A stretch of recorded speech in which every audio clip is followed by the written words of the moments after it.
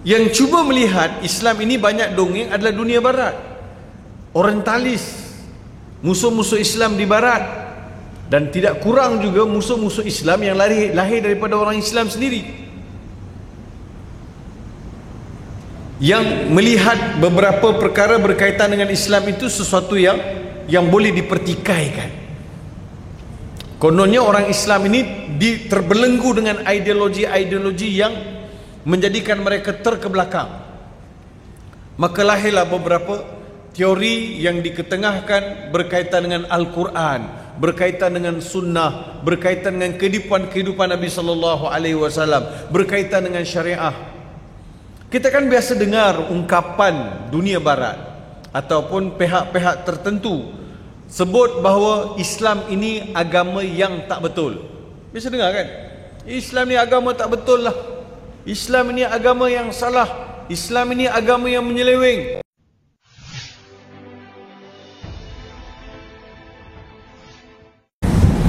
Bismillahirrahmanirrahim. Assalamualaikum warahmatullahi wabarakatuh.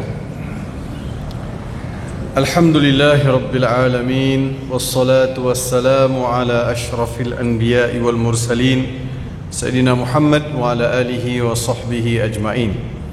Subhanaka la ilma lana illa ma 'allamtana innaka antal alimul hakim. Allahumma zidna ilman wa fahma wa alhiqna bis salihin. Kepada pengurusan Masjid Mu'adz bin Jabal, tuan-tuan imam, ahli jawatan kuasa, muslimin muslimat yang saya kasihi sekalian, apa khabar semua?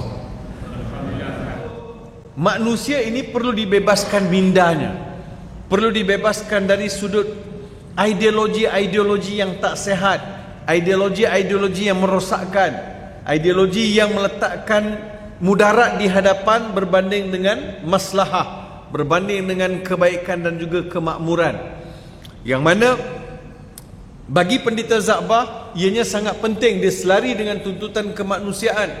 Tuan-tuan, terima kasih bang.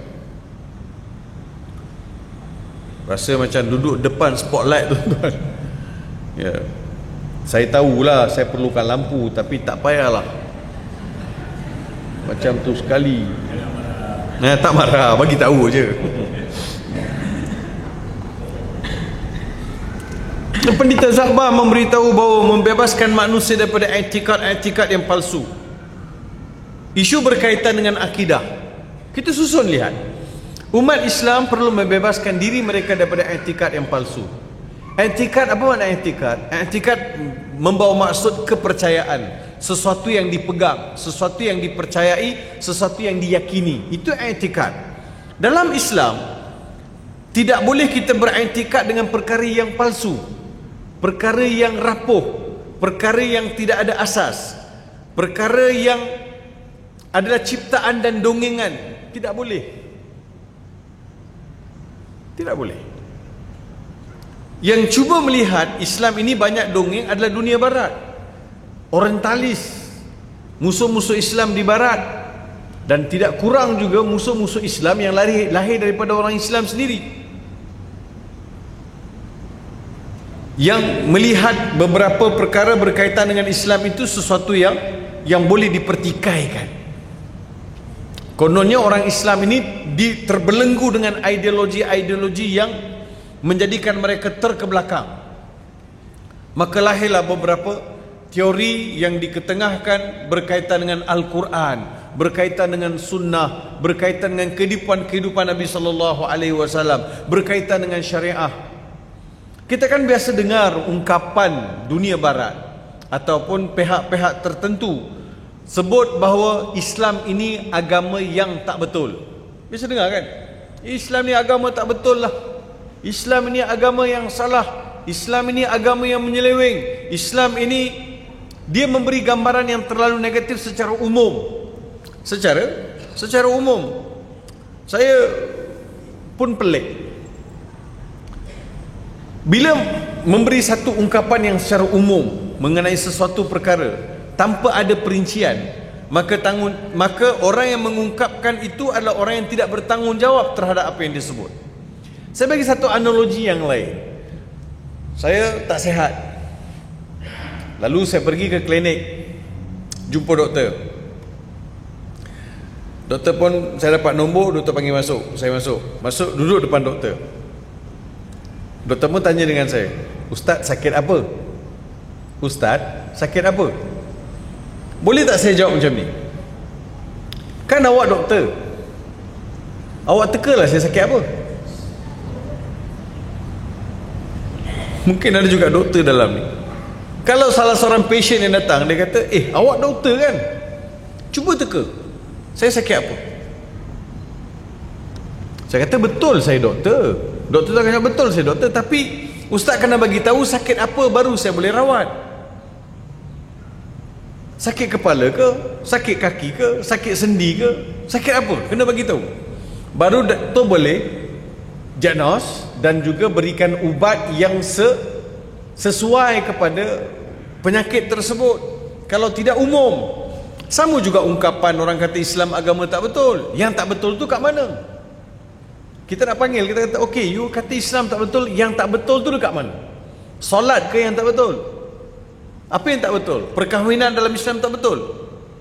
Ya. Sebab tidak adil dalam Islam. Seorang lelaki boleh berkahwin 4, seorang perempuan hanya boleh berkahwin seorang saja. Habis? Mesti equal lah. Kalau perempuan boleh kahwin 4, kalau lelaki boleh kahwin 4, patut perempuan pun kasih jugalah kahwin 4. Kau gila ke apa? Kalau maknya 4 orang, bapak seorang, anak tu bin pada siapa? Pada bapak seorang ni lah. Kalau mak seorang, bapak 4, nak bin pada siapa? Kau selesaikan yang tu dulu. Dunia Barat, saya ada tengok ada satu program reality. Saya tak tengok lah, tapi ada sedutan-sedutan rakaman yang dikongsikan kepada saya. Isu berkaitan dengan pertelagahan di antara suami dan isteri dari sudut anak yang isteri dia lahirkan. Dari sudut biologi, anak itu sah atau tidak anak dia. 70% ke 75% pasangan yang kahwin secara sah berdaftar melalui undang-undang di Amerika Syarikat. Kemudian wanita itu, pasangan itu melahirkan anak itu bila dibuat semakan DNA, dapati anak itu bukan anak suami dia. Walaupun dia ada suami, tapi dia sanggup lagi melakukan curang kepada suami dia. 70%.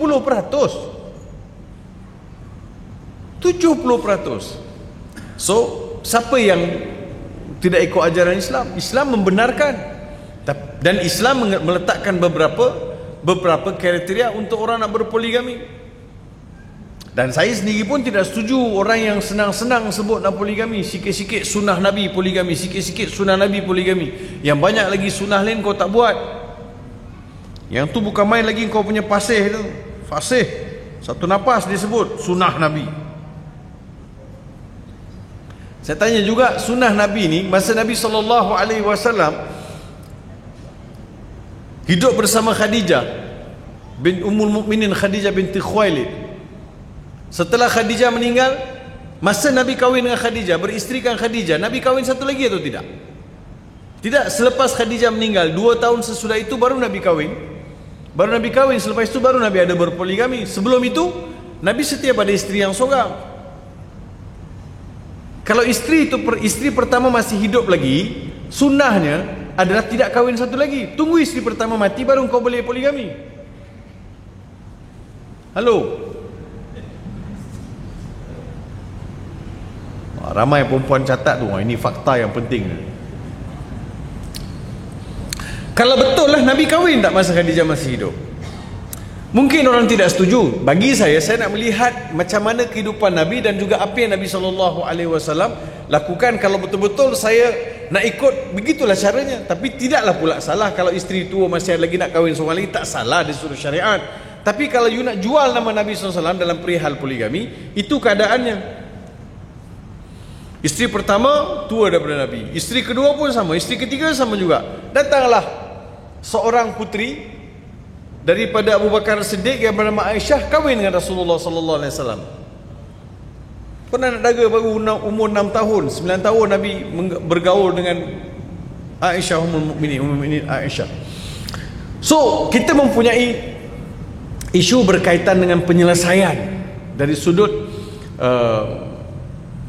bagaimana Islam itu dilihat sebagai agama yang kurang tepat dari pihak luar, dan kita juga nak melihat bahawa bagaimana masyarakat kita ni boleh betulkan perkara yang salah. Ya, dunia barat melihat begitu, kita kata tak. Ada satu cerita, ini guru saya ceritalah, Syekh Ratib Nablisi, tuan-tuan boleh google nama, ada. Dia ni pendakwa tersohor, asalnya orang Syria, sekarang duduk di Jordan.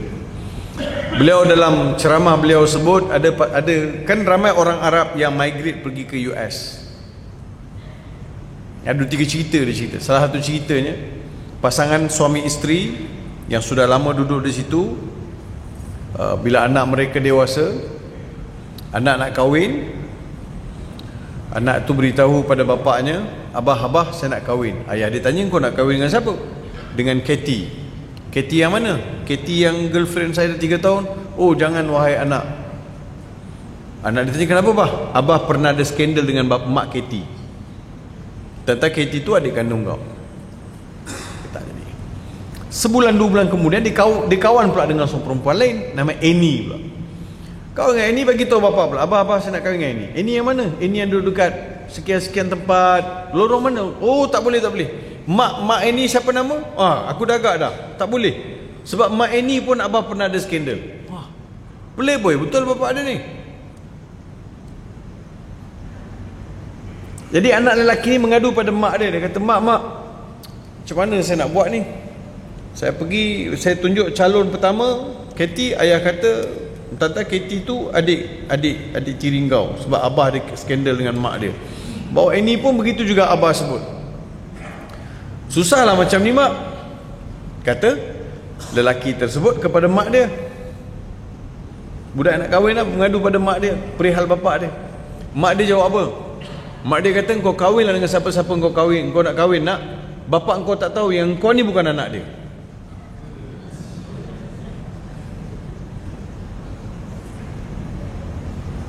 So nak cakap apa tuan-tuan? Di mana broken family itu? So Islam menyusun strategi. Islam meletakkan karamatul insan. Karamatul insan, walaqad karramna bani Adam wa hamalnahum fil barri wal bahr. Manusia itu ada karamah dia. Manusia itu ada kemuliaan. So kemuliaan itu yang kita nak lihat. Kenapa orang Islam tidak boleh makan benda yang haram? Sebab karamatul insan. Kenapa orang Islam tidak boleh makan daging tertentu? Sebab karamatul insan. Kenapa tidak boleh menganiaya orang lain? Sebab karamatul insan. Karamatul insan, kemuliaan atau karamah manusia ini, bukan sebab saya ini Islam semata-mata, tapi saya dituntut untuk menjaga karamatul insan yang lain. Sebab itu saya bertanggungjawab mempromot benda yang halal. 2 tahun lepas, tak silap saya musim PKP, bila pembekal terbesar dekat United States, dia buat labeling ayam Turki musim hari raya Christmas, musim Christmas, dia buat labeling ayam Turki sebab menjadi salah satu acara dalam sambutan Christmas. Malam Christmas itu diorang, atau malam Christmas atau malam, dia salah satu hidangan yang terpilih lah, makan ayam Belanda, ayam Turki. Dan dia akan apa? Dia akan bakar, dia akan hidang. Itu hidangan mereka yang sangat mereka suka. So pembekal itu dia letak label halal, jadi satu isu.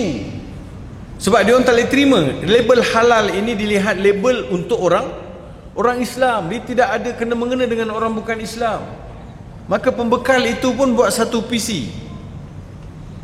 Dia buat press conference untuk menjelaskan kenapa digunakan label halal. 3 perkara dia sebut. Pertama sekali, binatang ini kita sebut halal ni bukan sebab dia orang Islam yang punya. Kita nak sebut halal kerana ada 3 elemen. Elemen pertama, binatang itu disembelih, binatang itu mati secara sehat. Maksudnya dia disembelih, dia tidak ditikam, atau dia tidak direndamkan dalam air, atau dia tidak dikarenkan. Satu. Dengan sembelihan, maka keluarlah darah yang ada dalam tubuh binatang itu. Mana-mana darah yang mengalir, darah yang tidak ada penyakit, semua akan keluar. So yang pertama. Keduanya, binatang itu adalah binatang yang boleh dimakan, bukan binatang yang berbisa, bukan binatang yang membawa kepada mudarat. Yang ketiga, nak beritahu halal itu sebab packaging, sistem storage yang dilakukan itu adalah memenuhi piawaian, yang mana mengekalkan kesegaran daging dan tidak merosakkan daging tersebut. So 3 elemen inilah menjadi punca utama kenapa diletakkan label halal. Now you tell me, adakah dengan menggunakan label halal ini dia merujuk kepada orang Islam atau dia merujuk kepada makanan itu sehat untuk dimakan? So perlu diberi penjelasan. Contoh orang sebut dalam Islam ini ada pendiskriminasian wanita. Dunia barat sebut wanita itu didiskriminasi. Yang dia mengeksploitasi wanita dia tak pernah nampak. Apa kena-mengena tayar kereta dengan perempuan pakai bikini, saya pun tak tahu. Tuan-tuan tahu? Saya tak tahu. So mana satu lebih jahat? Mendiskriminasi wanita atau mengeksploitasi wanita? Mengeksploitasi sesuatu perkara itu lebih besar mudarat dia dan juga tidak kebertanggungjawabannya berbanding dengan mendiskriminasi. Namun Islam tidak pernah mendiskriminasi wanita. Dia bagi contoh, ya, Islam mendiskriminasi wanita. Selain daripada wanita, lelaki boleh kahwin 4, perempuan boleh kahwin satu saja. Dia kata orang Islam dari sudut pembagian harta pusaka adalah tidak berlaku adil pada perempuan. Perempuan dapat 1 bahagian, lelaki dapat 2 bahagian.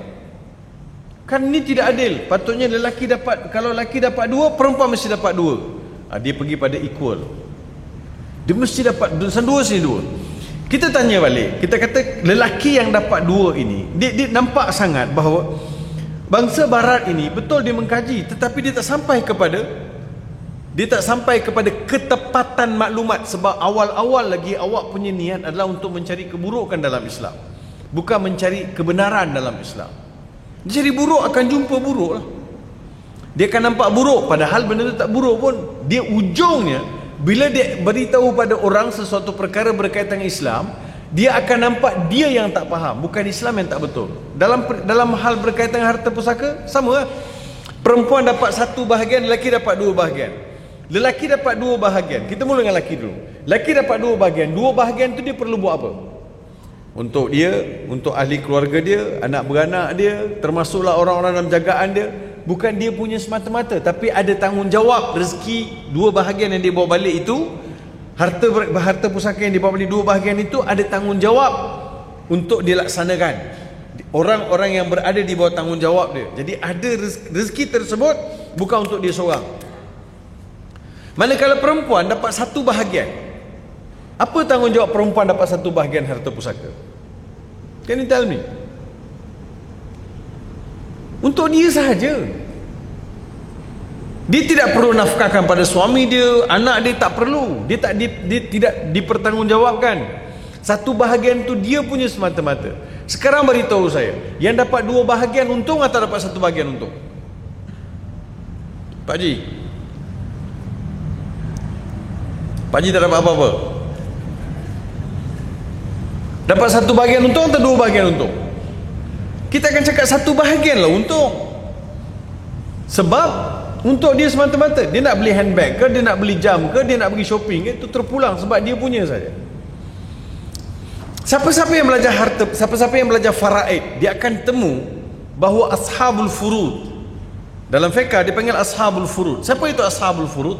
Mereka yang duduk di frontliner ni, first line, yang menerima harta pusaka. Dia ada 12 kategori penerima harta pusaka yang duduk dekat front line. Barisan pertama 12. Daripada 12 kategori itu, 8 kategori goes to woman. 8 kategori untuk perempuan, lelaki je 4 kategori, tuan-tuan. So mana diskriminasinya? Wanita 8 kategori ada, lelaki ada 4 kategori saja. So dia tidak detail dalam memahami Islam, dalam mengkaji Islam, tak detail. Tidak habis di situ, dia kacau pula Al-Quran. Dia kata Quran pula banyak penyelewengan. Macam mana kata Quran banyak penyelewengan? Zaman Nabi SAW, bila Quran diturunkan, apa elemen yang ada sehingga mereka boleh tulis Quran? Ada dakwat ke? Ada kertas ke? Ada pen ke? Okey, kalau ada kertas, ada dakwat, ada pen, berapa ramai yang pandai membaca dan menulis sama Nabi? Dia pergi sampai situ sekali. Sampai disebut alif lam mim tu sebab dakwat tak cukup. Fa dengan qaf, fa itu tak cukup dakwat sebab itu tinggal satu titik je kat atas dia. Jadi mereka jadi kebingungan. Tidak tentu arah. Punca hati jahat. Nak cari kesilapan dalam Islam. Sebab dia nak dalam masa yang sama tidak ada pula yang nak mempertikaikan Taurat dan Injil. Kalau Quran ramai pula, sebab agama Islam agama yang the fastest grown religion. Islam adalah agama yang terpantas dalam tersebar, ramai yang terima Islam. Ya. Contoh, jangan main tuan-tuan. Dia tidak bincang dari sudut huruf aja. Dia baca ayat Quran tu, dia kompilkan ayat Quran. Terutamanya kalau dekat Belanda ni, ada beberapa universiti yang memang mereka buat kajian terhadap Islam. Dekat France pun banyak juga yang buat kajian terhadap Islam. Sebab mereka nak dapat sumber senang. Yang France ni selalu sangat dapat sumber daripada Mesir. Yang Belanda ni kerja dia menjajah. Zaman tu dia menjajah, dia ambil manuskrip orang, dia bawa lagi ke negara dia. Dia pergi lebih detail. Dia ambil dua ayat. Dia kata dua ayat ni ada percanggahan. Contoh, seorang wanita itu hendaklah menyusukan anak dia dalam tempoh 2 tahun. Berapa tahun? 2 tahun. 2 tahun itu bermaksud 24 bulan. Betul? 24 bulan. 1 tahun 12 bulan, 24 bulan, 12 kali 2, 24. 2 tahun 24 bulan. 24 bulan. Haulaini kamilain. 2 tahun yang sempurna anak itu disusukan. Dalam surah yang lain, dalam surah Al-Ahqaf, Allah beritahu wa hamluhu wa fisaluhu 30 syahra. Wanita itu mengandungkan anak dan menyusukan anak itu tempohnya 30 bulan. Tadi menyusukan berapa tempoh dia? 24 bulan. Kak Jah, jangan tidur ya. Bila sebut nombor mengantuk. Berapa tempoh menyusu? 2 tahun. Ayat ni kata berapa tempoh dia mengandung dan menyusu? 30 bulan. Kita keluarkan 24 bulan daripada 30 bulan. Tinggal berapa bulan? Halo? Ada orang ke? Halo. Tinggal berapa bulan? Tinggal 6 bulan. Betul? Seorang wanita mengandung berapa bulan? 9 bulan. Jadi kurang berapa bulan? 3 bulan. Quran kata menyusukan anak itu 30 bulan. So 2 tahun menyusu, 6 bulan mengandung. Dia kata mana ada perempuan mengandung 6 bulan? Mana ada perempuan mengandung 6 bulan? Nampak sangat Quran itu salah. Tak betul. Kita pun kata, mai sini. Ayat dia sebut apa? Ayatnya berbunyi wa hamluhu. Hamil ni hamil bahasa Arab. Wa hamluhu, memikulnya. Seorang wanita tidak akan merasakan ada pikulan dari dalam perut dia melainkan pada bulan keempat. First month, second month, third month dia tak rasa apa-apa. Tanya orang perempuan belakang, betul atau tidak? Tu ramai dah mengganggu. Pak Ji tak payah mengganggu lah. Bukan Pak Ji mengandung pun. Quran guna perkataan yang paling tepat, hamil. Selagi mana you tidak merasakan ada pikulan dalam perut itu, maka tidak layak awak digelar sedang memikul. Quran kata 6 bulan, sebab bulan keempat baru akan rasa mengandung. Betul tak? 6, 7, 8, 9 kan? Barulah dia nampak apa? 5, 6, 7, 8, 9. So barulah dia nampak dia mengandung 6 bulan. Daripada bulan 3, habis hujung bulan 3 baru rasa ada pikulan. Jadi Quran sentiasa tepat, tapi dunia barat cuba membawa sesuatu yang menggambarkan seolah-olah Quran tak tepat, Islam tak betul, pernikahan. Jadi begitulah, kita sentiasa diganggu. Sebab itu Pak Hamka sebut, sebab itu Pendeta Za'bar sebut, mesti berpegang pada i'tikad yang betul, mesti membawa kepada kesolehan, mesti membawa kepada kemakmuran, mesti membawa kepada kebaikan.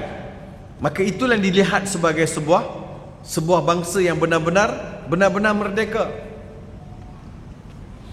Sebab itu saya, tuan-tuan, selalu sebut, minta maaf, selalu saya sebut, kalau di masjid, kalau di surau, tenaga pengajarnya mestilah mengajar bidang yang dibelajar dulu. Apa bidang saya? Bidang saya bidang tafsir. Sebab itu saya boleh bercakap dalam bidang tafsir, hadis, ulum al-Quran, itu bidang saya. Tapi tuan-tuan nak suruh cakap mengenai fiqh, bukan bidang saya. Nak suruh saya cakap mengenai bidang-bidang faraid, bukan bidang saya. Sebab itu pengkhususan itu penting. Fas'alu ahla zikri in kuntum la ta'lamun. Tanya kepada ahlinya kalau kalian tidak tahu. Saya tidak setuju kalau masjid memanggil untuk seseorang mengajar secara takmir di masjid adalah bukan ahli dalam bidang tersebut. Saya nak tanya tuan-tuan, tuan-tuan sakit tulang, aksiden, patah tulang, pergi jumpa ortopedik ke atau pergi jumpa nefrologi? Begitu saya. Siapa tuan-tuan akan pergi jumpa? Orang sini memang susah, dia tak tahu nak jumpa siapa. Mestilah kita jumpa ortopedik, takkan kita jumpa nefrologi.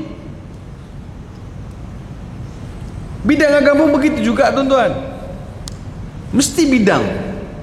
Quran sebut fas'alu ahla dzikri in kuntum la ta'lamun. Tanya pada ahlinya kalau kalian tidak tahu.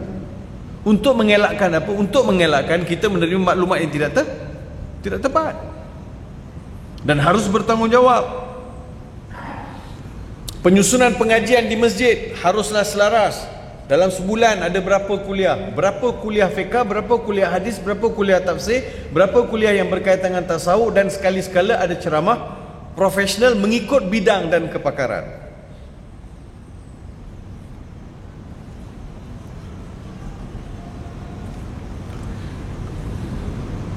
Masuk waktu dah sini? 10 minit lagi? Hah? 10 saat. Oh. 10 minit, silakan.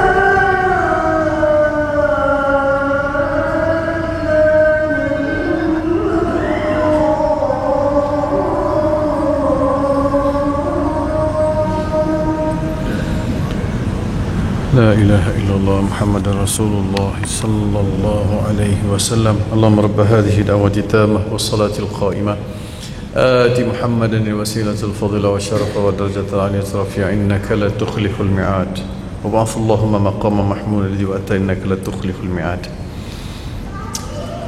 Kita lihat apa pandangan Pendeta Za'bah. Kita lihat apa pandangan Malik bin Nabi.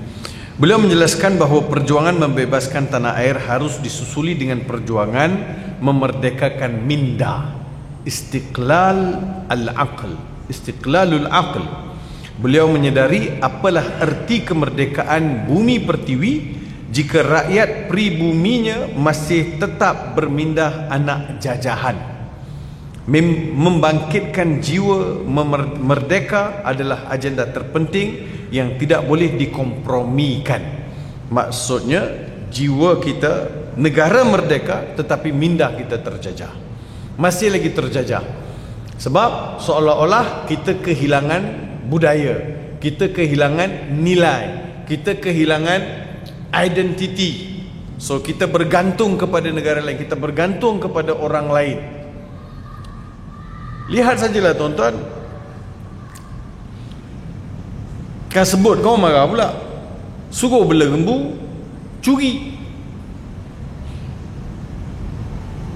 habis duit negara beratus juta dimodalkan untuk bela lembu tetapi mencuri, menyeleweng. Ini disahkan oleh pihak mahkamah, bukan Farid Rawi. Itu satu kes dan beberapa kes yang lain. Rasuah, mencuri, mengambil hak orang lain, manipulasi situasi. Semua ini kalau tidak dihentikan, maka negara ini merdeka tang mana?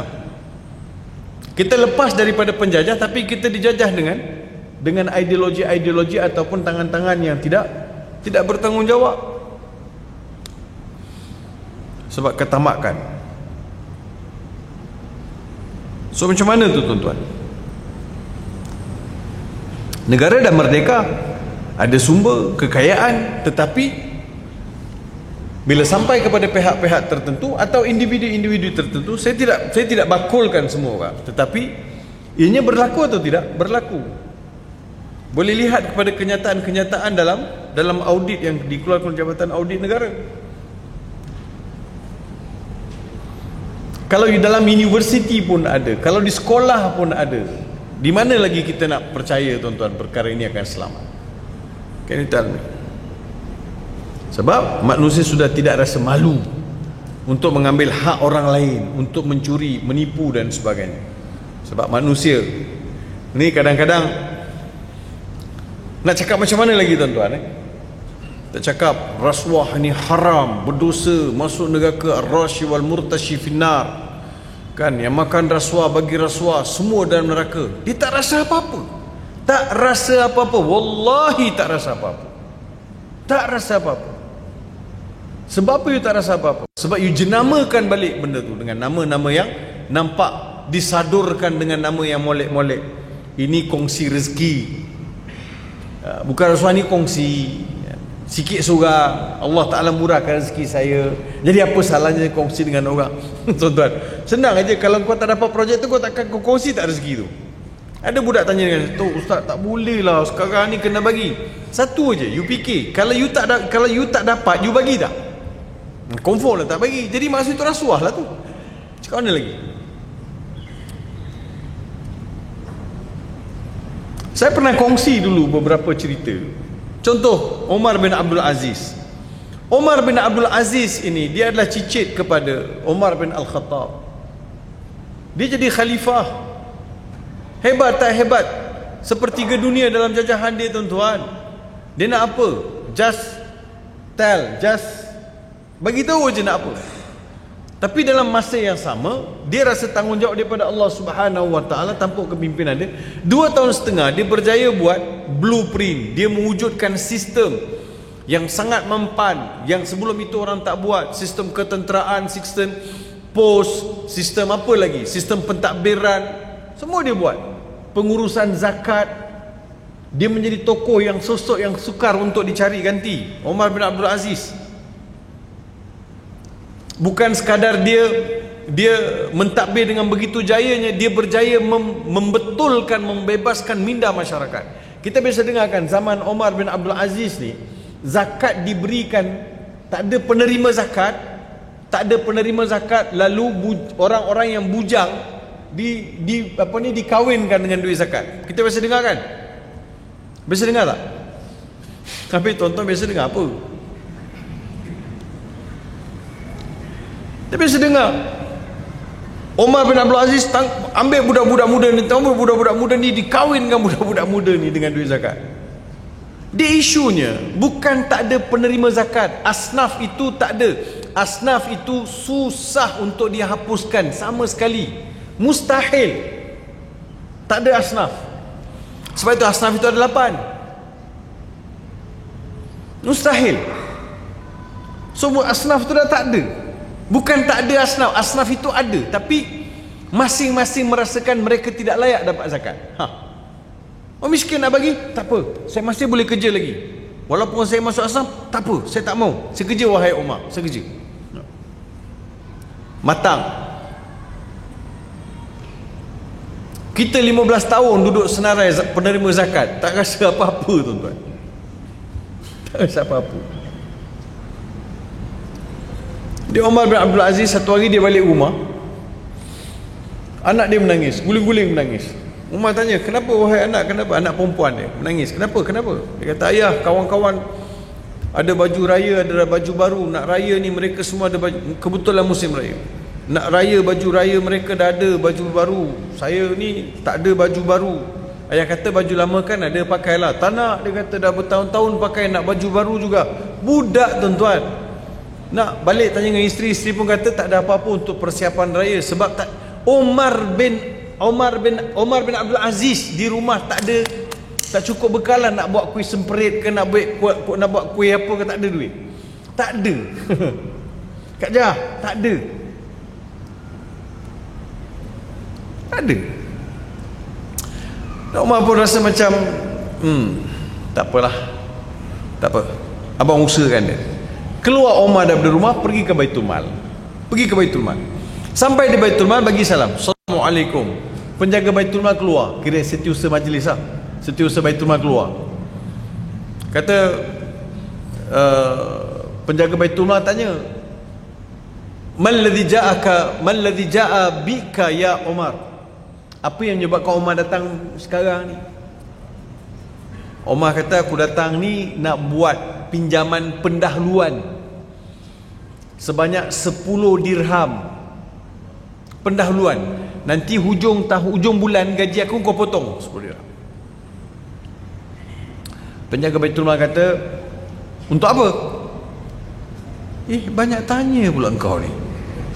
Kau tahu tak siapa yang tanya ni? Kau tahu siapa yang minit ni?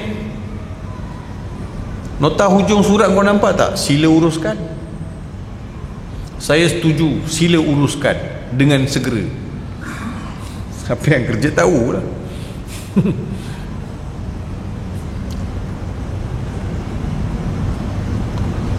Kenapa Umar nak pinjam 10 dirham?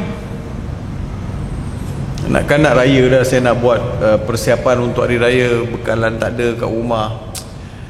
Pinjam, nak beli baju untuk anak. Omar merayu kepada penjaga Baitul Mal. Penjaga Baitul Mal kata boleh. Boleh. Tapi dengan satu syarat. Apa dia? Nanti ujung bulan aku potong gaji kau kan? Ya. Tapi dengan satu syarat. Apa dia? Hendaklah Omar bin Abdul Aziz berjanji tak akan mati sampai hujung bulan ni, supaya aku boleh potong gaji kau. Menangis Omar balik, tak jadi pinjam. Ada berani? Dia manage, sila uruskan dengan segera, saya setuju. Kita tulis balik, akan dipertimbangkan melalui prosedur dan perkeliling yang sedia ada. Agak-agak barulah ada karamah, barulah ada izzah. You sebagai seorang pentadbir, kalau you pun tak kuat, hancur lah. Senang datang, siapa minit, sekian. Tak apa. Siapa minit kat situ, sila uruskan mengikut prosedur yang sedia ada. Kalau layak dapatlah. Kau bawa lah setebal mana pun surat sokongan. Kalau kau tak layak, tak layak. Betul tak? Kalau tak, rubuh lagi stadium, jambatan. So saya nak sebut ni, bagaimana Quran dulu membebaskan orang, membentuk jiwa, menjadikan mereka manusia yang hebat, jadikan generasi yang sangat luar biasa. Sebab Quran bercakap mengenai merdeka, kita kena bawa elemen-elemen ini. Kita betul kita merdeka, tetapi merdeka atau tidak di sudut keseluruhannya, masyarakat faham atau tidak? Pentadbir ini harus faham. Semua kita kena faham, sebab ianya adalah tanggungjawab kita bersama. Tan Sri Said Naqib Muhammad Al-Atas, Tan Sri Said Muhammad Naqib Al-Atas pernah menyebut begini mengenai erti kemerdekaan. Beliau sebut kebebasan. Kemerdekaan adalah kebebasan. Dalam tradisi Islam, ianya merujuk kepada ikhtiar dan bukan hurriyah. Pemilihan kalimah beliau. Beliau sebut bahawa ianya adalah ikhtiar walaysa hurriyah. Ikhtiar adalah memilih sesuatu untuk yang lebih baik. Oleh itu, menurut beliau, kebebasan adalah berbuat menurut tuntutan sifat dasarnya yang benar dan selari dengan fitrah insani dan tuntutan ilahi. Beliau sebut membezakan di antara hurriyah dengan ikhtiar. Ikhtiar ni memilih, manusia diberi hak untuk memilih, tapi dia bukan kebebasan. Bebas ini digambarkan macam kita ni sudah ada terkawal sudah. So betul, dia bebas dalam erti kata dia ikhtiar. Dia perlu buat pilihan dalam hidup dia. Sebab itu tuan-tuan dan puan-puan yang saya kasih sekalian, bila Allah Subhanahu wa taala berfirman di dalam Al-Quran Al-Karim, dalam surah Al-Hajj ayat 41, a'udzubillahi minasyaitonir rajim, alladzina immakkannahum fil ardi aqamus salata wa atawuz zakah wa amaru bil ma'ruf wa nahau 'anil munkar walillahi 'aqibatul umur. Iaitu mereka umat Islam yang jika kami berikan mereka kekuasaan memerintah di bumi, nescaya mereka mendirikan sembahyang serta memberi zakat, dan mereka menyuruh berbuat kebaikan serta melarang dari melakukan kejahatan dan perkara yang mungkar. Dan ingatlah, bagi Allah jualah kesudahan segala urusan. Ayat ini menjadi ayat asas di dalam kita melihat apabila kita diberi kuasa, apabila kita diangkat oleh Allah Subhanahu wa taala, dalam erti kata kemerdekaan, kita diberi kebebasan, maka kita pertama sekali mendirikan solat. Betul, kita dirikan solat. Solat itu menjadi tiang agama. Kita tahu kita ada masjid, kita ada surau, jadi tiang agama. Umat ini mesti menjaga solat. Negara ini mesti digerakkan supaya mereka menjaga solat. Wa atau zakah. Setelah kalian diangkat, pastikan adanya solat, pastikan adanya pembayaran zakat, kutip zakat, uruskan zakat. Kemudian amaru bil ma'ruf, menyuruh orang buat perkara baik, dan cegahlah manusia daripada melakukan perkara-perkara yang mungkar.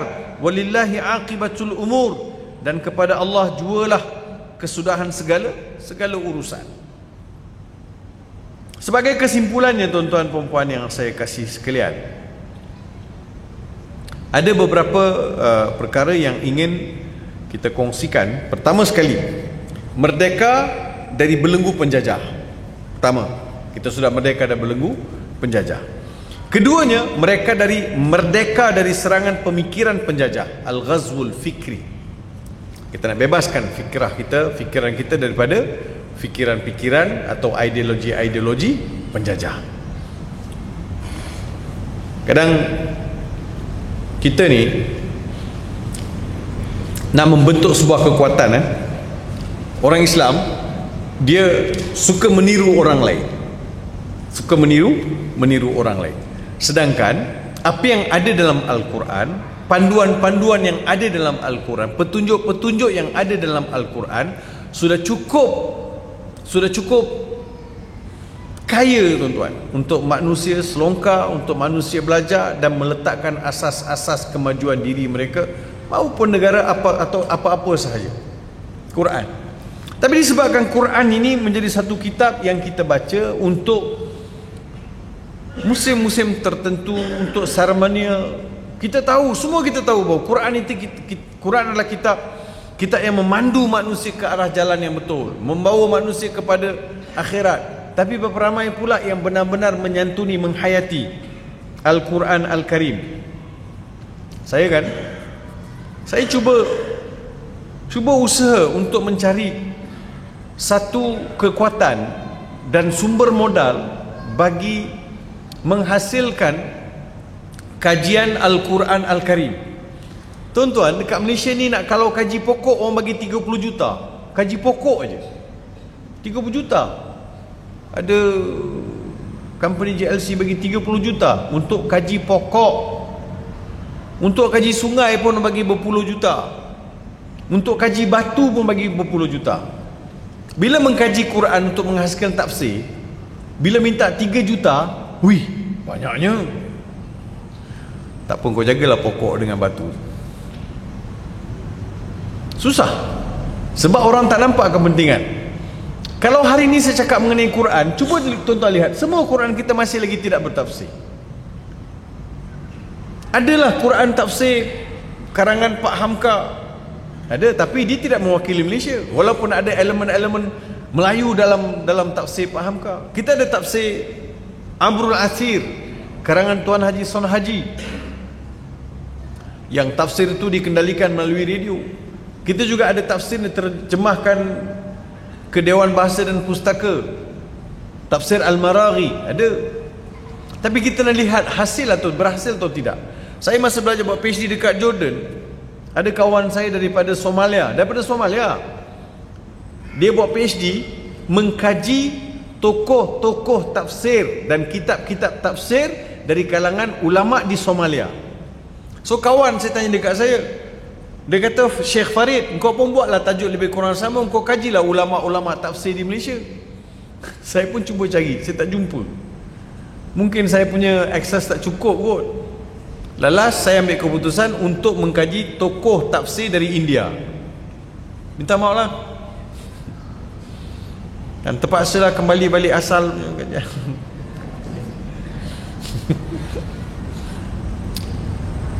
Sebab kalau saya dekat Jordan ni, orang Arab dia tak nampak saya ni Malaysia, dia nampak saya ni daripada India. Ya. Ada satu cerita dekat library, saya baca buku, ada budak Arab duduk depan saya, dia pun baca juga. Dia tengok saya, lepas tu dia duduk baca buku. Tengok saya. Lepas tu saya nak keluar minum Chai ni nak minum teh lah, teh-o kan. Musim sejuk tu minum teh-o sedap. Sebab air panas pegang pun sedap. Dia kata dia nak ikut. Saya kata saya nak minum Chai, nak ikut tak? Dia pun ikut. Dia macam nak kawan dengan kita. Kita boleh nampak ada orang nak kawan dengan kita kan. Syok jalan. Dia tanya apa semua, daripada mana apa semua. Saya bagi tahu lah, Syekh, anta masmuk. Dia kata apa nama? Saya kata Muhammad Farid.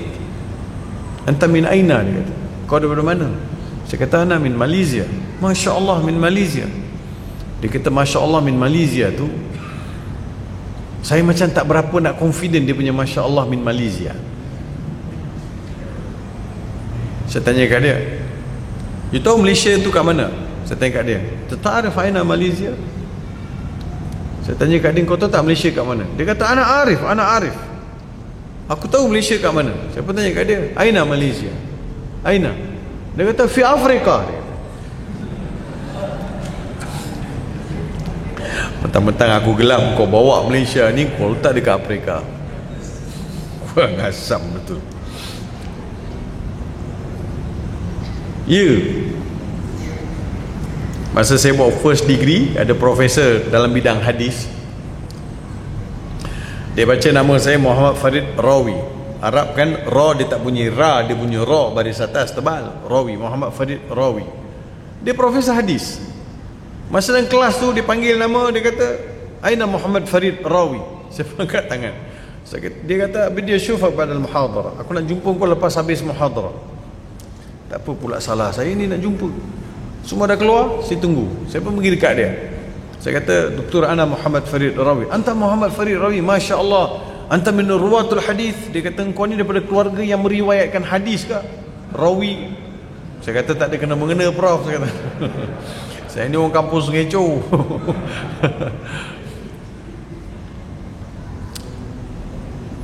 So saya mengkaji mengenai seorang tokoh daripada India bernama Abdul Hamid Al-Farahi Al-Hindi. Saya buat tesis kajian mengenai dia, sumbangan, peranan dan idea-idea dia dalam pengembangan tafsir. Alhamdulillah dah cetak pun tesis saya tu dalam bahasa Arab di negara Arab. Tuan-tuan nak beritahu, so nak lihatlah untuk apa sumber yang kita boleh tinggalkan. Negara kita maju, teknologi maju, bangunan mencakar langit, serba-serbi maju. Tapi dari sudut Al-Quran masih lagi di situ. Quran masih lagi situ. Masih lagi di situ. Dia tidak banyak berlaku perubahan, tidak banyak berlaku dari sudut percambahan. Adalah orang buat beberapa apps, orang jual dan sebagainya kan. Saya pun ada buat apps. Apps saya tunggu IP daripada IPO, Intellectual Property, saya dah daftar, tunggu dapat. Saya dah buat apps tadabbur surah Al-Fatihah saja. So kita nak kembangkan ilmu ini supaya kita dapat memberi satu sumber rujukan kepada umat Nabi Muhammad sallallahu alaihi wasallam ini, supaya kembali kepada sumber yang sangat autentik, sangat mustahak. Betul tuan-tuan. Zaman Nabi SAW saya sebut mengenai orientalis tadi. Bila mereka kata Quran ini ada kelemahan, dakwah tertumpahlah tak cukup, dakwahlah kertas tak cukup. Zaman Nabi ada dua kumpulan. Kumpulan pertama menghafal hadis, kumpulan kedua mengambil inisiatif untuk tulis Al-Quran, menghafal Al-Quran. Kumpulan pertama menghafal Al-Quran, kumpulan kedua mengambil inisiatif untuk tulis Al-Quran. Di antara dua kumpulan ini, siapa yang lebih ramai? Yang menghafal lebih ramai. Kalau ada 100 orang, 89 orang atau 90 orang menghafal Al-Quran, 10 orang saja yang menulis. Sebab yang pandai membaca dan menulis terhad, bahan membaca dan bahan untuk menulis pun terhad. Jadi menghafal lebih senang bagi mereka. Dan zaman itu adalah zaman memang mereka ni jernih hati perut, senang nak hafal. Dan bangsa Arab ni memang kuat hafal, memang hafal. Kalau saya tanyalah Tuan Haji kan, Tuan Haji nama siapa? Abu, Atuk, Asad, moyang Zaki. Lepas tu berapa generasi yang kita ingat? 3, 4, 5. Kalau yang ada ingat 5 tu memang champion lah tuan-tuan. 5. Arab boleh sebut sampai 20, 50, 30 dia boleh sebut. Dia memang diajar apa surga, dia orang hafal. Sebab itu masa Quran turun, di Kaabah itu penuh dengan syair-syair jahili. Syair jahili. Dia nama syair jahili sebab dia tidak ada nilai keimanan. Sebab itu dinamakan sebagai syair jahili. Tapi dari sudut kualiti bahasa, hebatlah. Dari sudut bahasa, wow, luar biasa.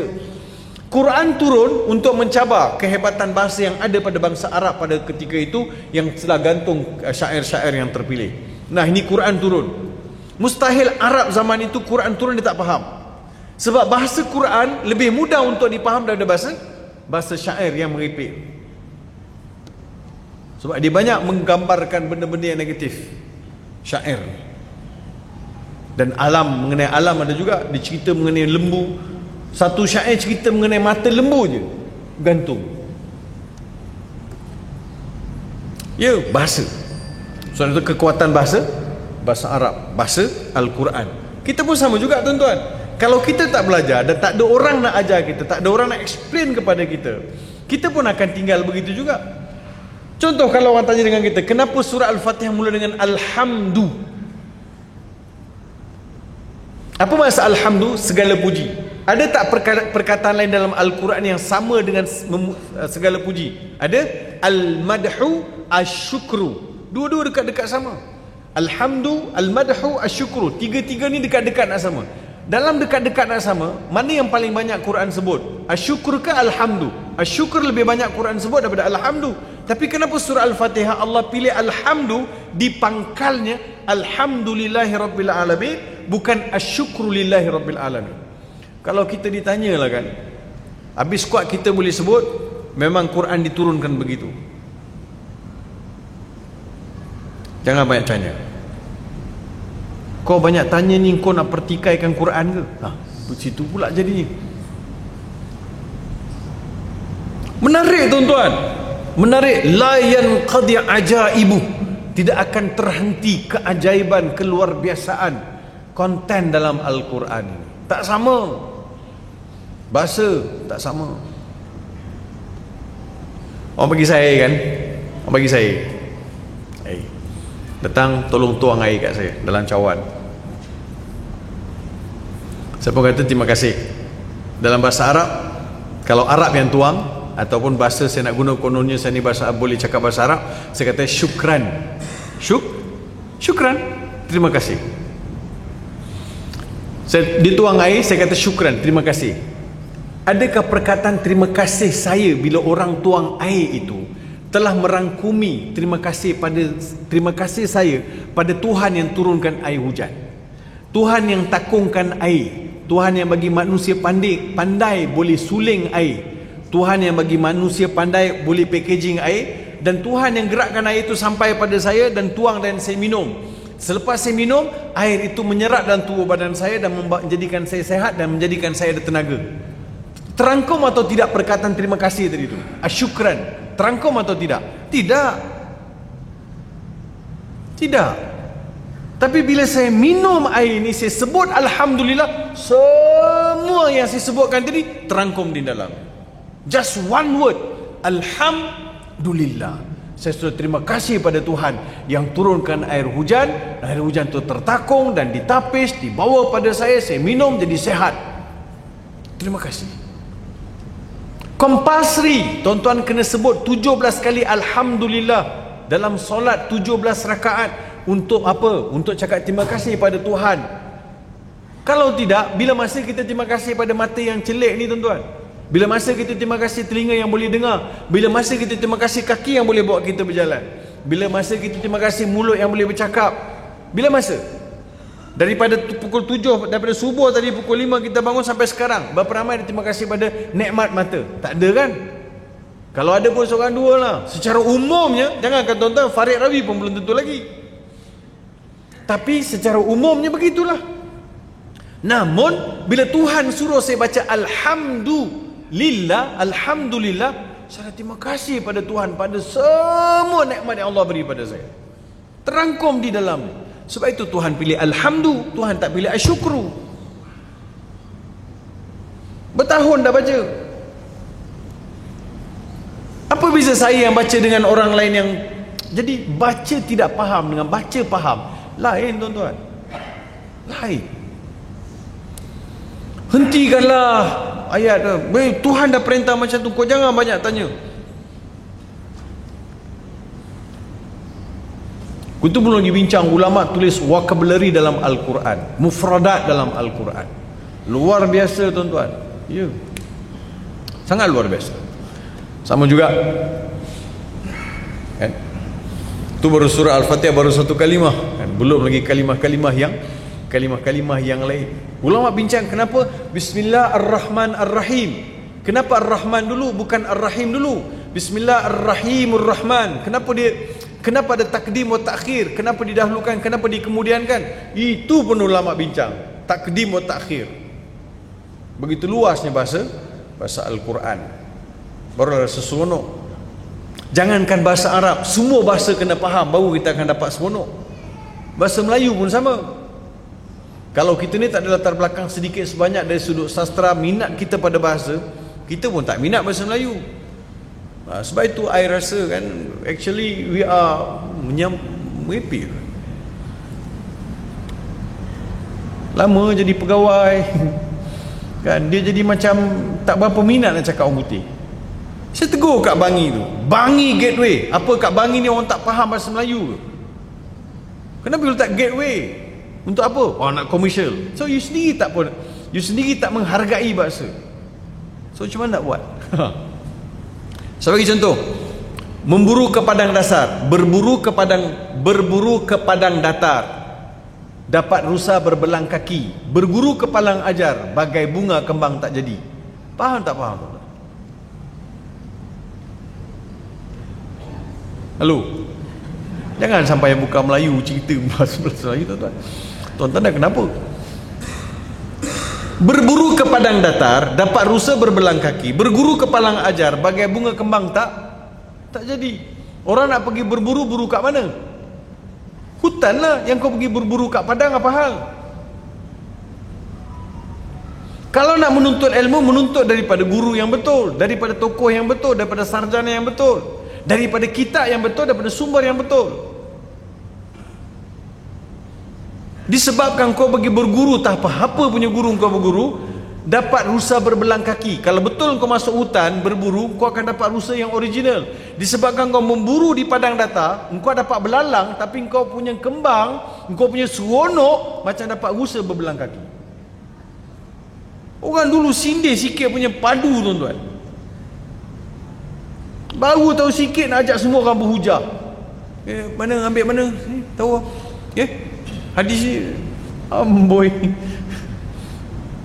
Ajak orang lain untuk berdialog, ajak orang lain untuk berhujah.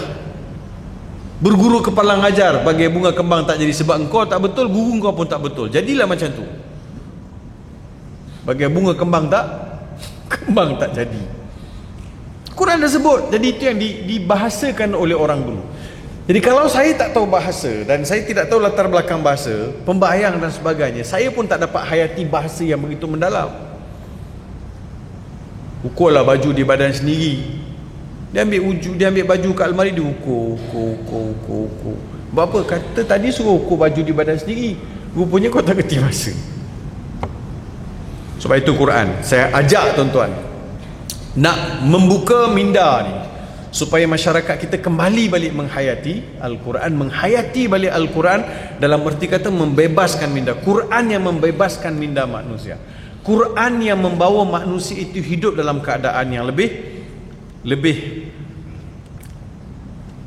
berwatak sebagai manusia. Quran cerita bab amanah, Quran cerita bab rasuah, Quran cerita mengenai adil, Quran cerita mengenai justice, Quran cerita mengenai equal, Quran cerita apa lagi tuan-tuan? Sebab kita baca tapi kita tidak mengambil pengajaran. Dan kemudian merdeka dari penjajahan ekonomi, ya.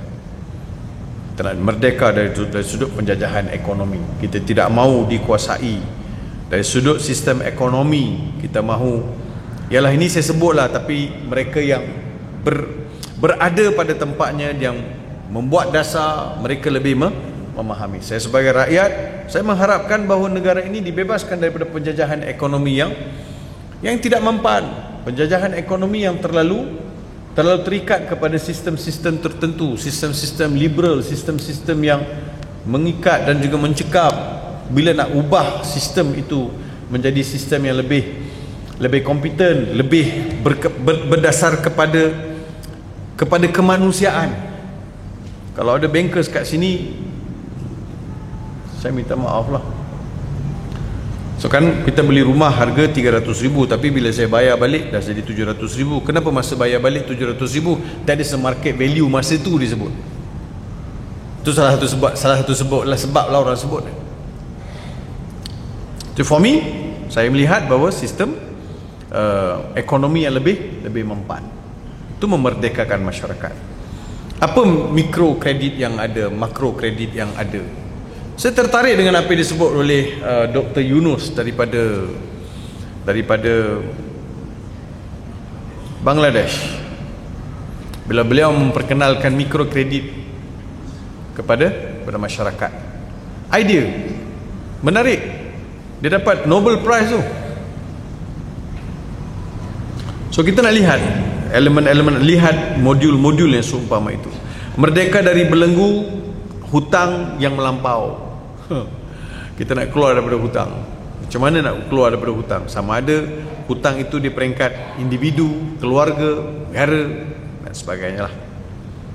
Merdeka dari budaya ciplak yang songsang. Kita suka meniru pada budaya orang lain dan menjadikan ianya songsang. Kita juga harus merdeka dari akhlak yang buruk dan keji, ya. Kena bercakap jujur, amanah, bertanggungjawab, dan laksanakan kerja dengan sebaik mungkin, yang penuh dedikasi. Kalau jadi guru yang benar-benar mendidik, mengasuh anak bangsa. Kalau jadi pensyarah pun begitu juga, pentadbir begitu juga. Kita semua khalifah Allah Subhanahu wa taala, kita ada tanggungjawab. Jadi seterusnya, merdeka dari akal yang dibelenggu dengan kemabukan sama ada oleh dengan pelbagai bentuk jenis ideologi kan. Merdeka dari kemalasan, kealpaan, ketakutan, kelalaian, kemiskinan. Nak merdeka dari kemalasan, kealpaan, ya. Dan kita juga harus merdeka daripada kemurungan, kedukacita, kesedihan. Merdeka dari perpecahan, pergaduhan, permusuhan, perseteruan. Orang Islam haruslah menjadi umat Islam yang mengikat diri mereka di bawah naungan Al-Quran, di bawah nilai-nilai ukhuwah, ya. Tapi disebabkan ideologi-ideologi tertentu, maka masyarakat kita berpecah antara satu sama lain. Dari sudut zahirnya berpecah, dari sudut batinnya berpecah. Jadi berpecah menguntungkan ke atau merugikan? Dia pasti akan merugikan. Sebab Quran suruh kita bersatu, wa'tasimu bihablillahi jami'an wa la tafarraqu. Berpegang teguhlah kalian dengan tali Allah, jangan berpecah antara satu sama lain. Dan harus merdeka dari sifat ekstrim, melampau, taksub, tak tentu pasal, dan juga perkauman yang mengeruhkan hubungan etnik. So tuan-tuan, itulah di antara beberapa perkara yang dapat saya kongsikan. Mudah-mudahan negara kita terus makmur, negara kita terus aman damai, dan masyarakatnya semakin memahami nilai-nilai ataupun memahami arti kemerdekaan, dan benar-benar cerna, dan perlu didendangkan kepada anak-anak kita mengekalkan kemerdekaan dan juga keamanan secara bersama. Terima kasih kepada pihak masjid. Saya diberi masa sampai 9 suku. InsyaAllah ada umur yang panjang, boleh kita berjumpa lagi. Salah silap saya mohon jutaan kemaafan. Saya sudahi dengan lafaz yang mulia. Bila taufiq wal hidayah. Assalamualaikum warahmatullahi wabarakatuh. Bismillahirrahmanirrahim. Alhamdulillahi rabbil alamin. Wassalatu wassalamu ala rasulillah wa ala alihi wa sahbihi wa man wala. Allahumma salli wa sallim ala habibina al-Mustafa alaihi salatu wassalam. Allahumma rabbana atina min ladunka rahmatan wa hayyi' lana min amrina rashada. La ilaha illa anta subhanaka inna kunna minadh dhalimin. اللهم أحينا بالإيمان وأمتنا بالإيمان وأدخلنا الجنة مع زمرة أهل الإيمان برحمتك يا أرحم الراحمين. اللهم يا حي يا قيوم. اللهم أنت فاطر السماوات والأرض، أنت ولينا في الدنيا والآخرة. توفنا مسلما وألحقنا بالصالحين. ربنا آتنا في الدنيا حسنة وفي الآخرة حسنة وقنا عذاب النار. وصلى الله على سيدنا محمد وعلى آله وصحبه وبارك وسلم. سبحان ربك رب العزة عما يصفون. سلام على المرسلين والحمد لله رب العالمين.